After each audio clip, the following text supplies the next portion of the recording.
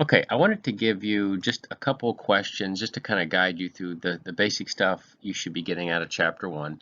And notice I have a couple true-false statements here. I'm going to walk you through a few of these. So, and then I got a couple multiple choice questions to see how well you do. And you'll see that a lot of this will get duplicated a little bit when you get into Connect to do your homework and or your quiz. So, for example, if I look at the first question, where it says a population is a collection of, notice it says all individual objects or measurements of interest.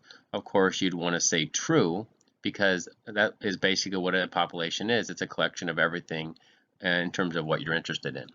Look at number 2. It says the average number of passengers on a commercial flight between Chicago and New York is an example of a statistics. Well, of course that is. That's basically you're taking a sample of the passengers who were flying between Chicago and New York City, and so you'd want to say true for that one.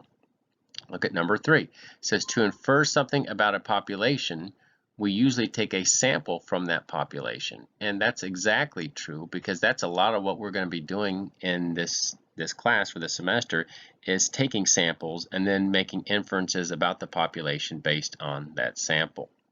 Look at number 4. It says a descriptive statistics are used to find out something about a population based on a sample. So they're trying to trick you with this particular question. If you look up the definition of a descriptive statistic, it talks about how it's basically a graphical summary of data like a pie chart or a histogram or a frequency table. But they try to distinguish between that term versus the concept of what they say is an inferential statistic. That's what they're going for in this one. The inferential statistics is basically what you're going to be making some inferences from the sample about the population. So technically they're wanting you to say false there, but I don't want you to be confused by that.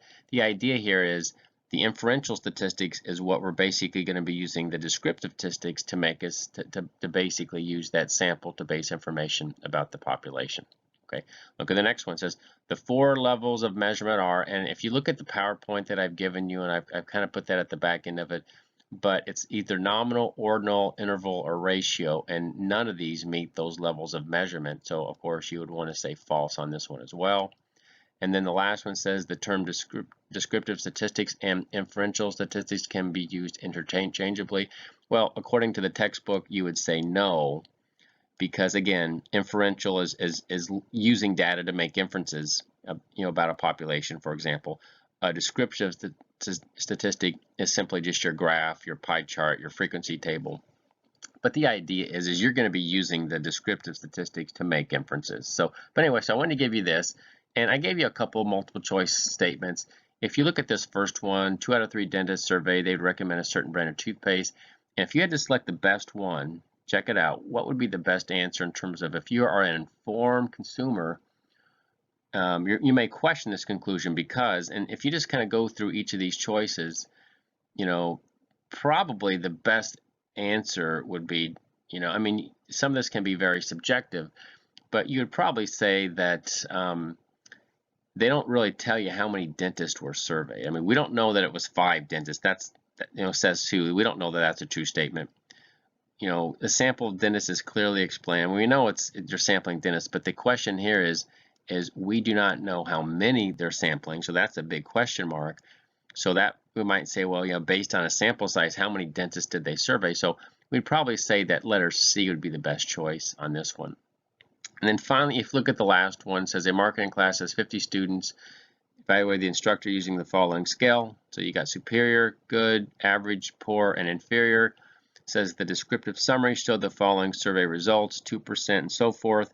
And then when you look at the choices here, was the instructor's performance great? Well, if you look at the numbers, you had 8% said good, 45% said average, and so forth. Was it inferior?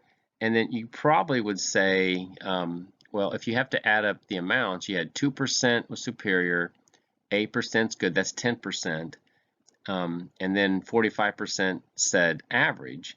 So again, you look at the solutions. Would it be great? I don't know about that one. Was it inferior? I don't know.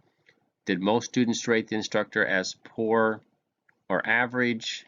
Well, if you look at it, that looks like that's probably the best answer because 45% said poor and 45% said average. And so based on this, I would say that the best choice would probably be letter C.